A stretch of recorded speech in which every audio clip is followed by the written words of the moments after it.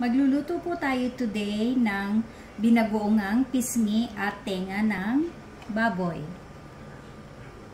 Our ingredients for today: tomato, garlic, onions, fried talong, sili optional, bagoong around half cup of bagoong, our pinalambot na pisngi ng baboy at tenga ng baboy, and of course our half tablespoon of sugar and 2 tablespoons of ketchup.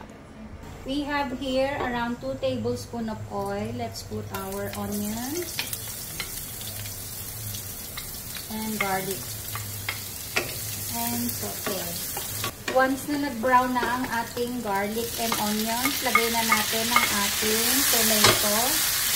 Gisahin hanggang matunaw or lumambot ang ating tomato.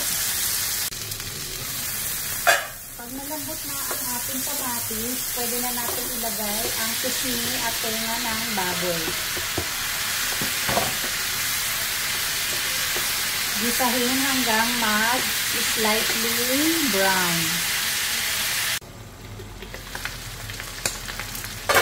Once na nag-brown na ang ating meat, pwede na po natin ilagay ang ating bagoong. Our sili, optional, and our sugar, and the ketchup.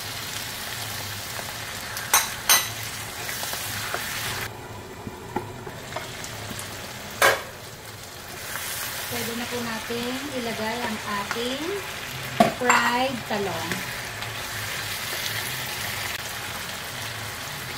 Lagyan ng konting pepper. At pwede na pong hanguin. Luto na po ang ating binagoong ng pisngi at tenga ng baboy.